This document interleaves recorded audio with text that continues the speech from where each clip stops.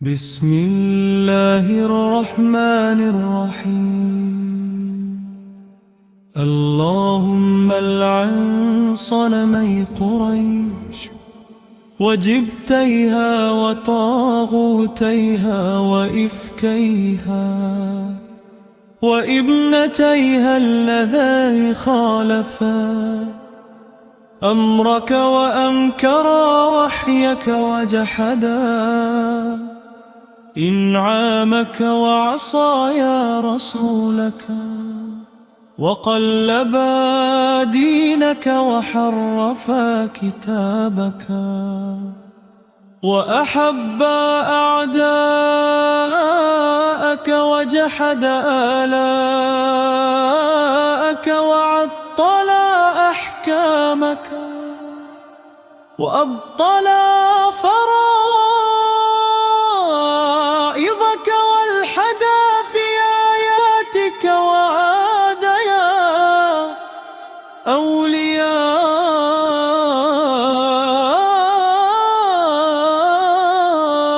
ووايا أعدامك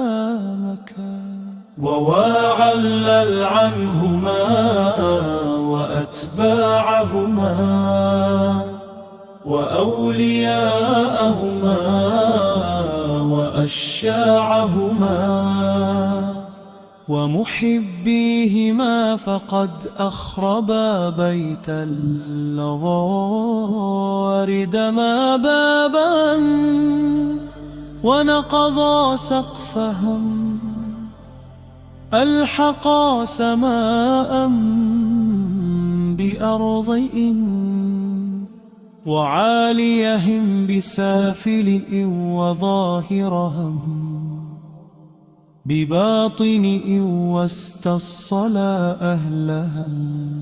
وآباد أنصارهم وقتلا أطفالهم وأخليا منبرهم وسيء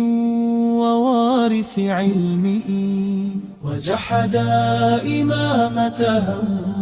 وأشركا بربهما فعظم ذنبهما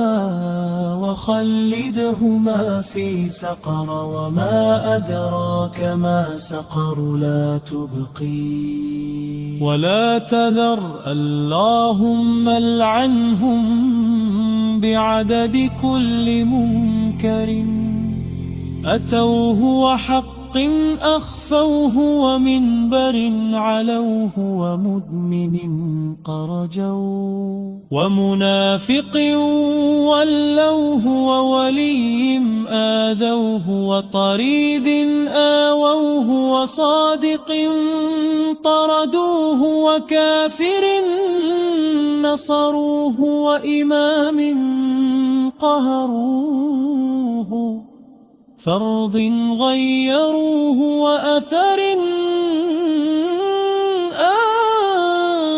أنكروا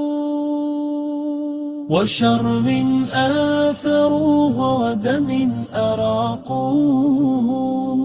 وخير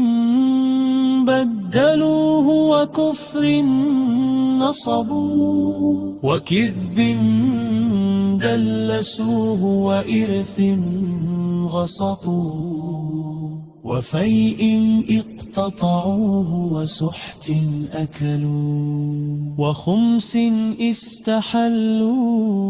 وباطل أسسوا وجور بسطوه ونفاق أسروه وغدر أضمروه وظلم نشروه وعق أفلفوا وأمانة خانوا وعهد نقضوه وحلالا حرموا وحرام أحلوا وبطن فتقوه وجنين أسقطوه وضلع دقوق وسك مسته وشمل بددوا وعزيز لدان